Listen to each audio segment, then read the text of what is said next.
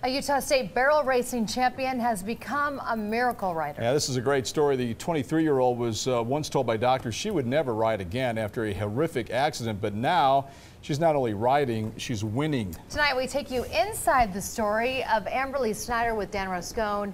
He joins us now. What happened to Amberley? Yeah, a pretty incredible story here, Mark and Sean, about Amberley. Amberley was at the top of her game in barrel racing and roping when she suddenly crashed her truck and flew right through the window. Doctors told her her riding days were over, but that didn't stop her from getting back on the saddle.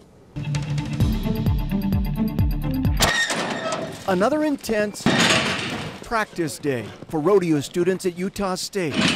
But on this team of cowboys and cowgirls is a rodeo gal you'd never expect. She's 23-year-old Amberley Snyder, a petite, blonde, wheelchair-bound student. Amberley is paralyzed from the waist down. Just don't tell her that. Horses are not what I do. Horses are a part of who I am. So you can't just tell me I'm not going to do it anymore. Amberley has two horses. Who's this guy here? This is Power. Power, her barrel racer, and Wrangler, her calf roping horse. The first thing that I have is this seat belt. In order to ride them, Amberley built her own custom saddle. So I have these air cells that are in my saddle. So this right here, you can't go and buy one of these on the market. No. I mean, this is a special. This is the only one. And Amberley has learned to saddle up by herself. So that's how I get a saddle on.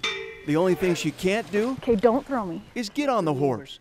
Once on, she buckles up and velcros her legs down tight so they are not flopping around. They can team rope while we saddle him. When I get on my horse, I get to leave my wheelchair at the trailer.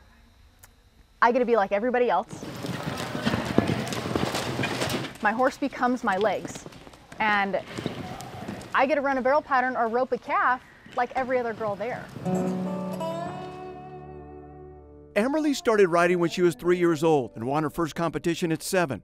At 18 years old, she was at the top of her game. I came home with the Worlds and Finals all-around title. But on January 10, 2010, I was sitting in the snow on the side of the freeway. She rolled her truck and was ejected at 75 miles per hour and hit a fence post. Went to move my toes and nothing happened. Amberley broke her back and was told her riding days were over. Honestly, it was harder for me to hear that I wouldn't ride again than it was for me to hear I wouldn't walk again. But Amberley wasn't about to call it quits. She retrained Power and Wrangler to respond to her sounds rather than her legs. Now I have to communicate with my horse different. She's now got her game back. I'm up in the top 5 of over 70 girls in our region. I've outrun myself. I've outrun myself from before my accident. When I get on, I consider myself a part of the pack. I'm gonna be as good as anybody else. And Amberley says after the accident, one paramedic told her that one mistake of not wearing her seatbelt cost her her legs. And that thought alone there later led to a breakdown, she says, where she told her mom to sell the horses, but her mother knew better and didn't. And now we know, of course, that was the right decision not to sell the horses. But sure, you can see how far along she's come. I like how she said that her horse is her legs. Isn't that neat? Yeah. When I'm on the horse, I'm just like everyone else. And she's beautiful she is. when she's riding. She really is. She really is. Incredible. All right, Dan, what a great story. Dan. Thank you.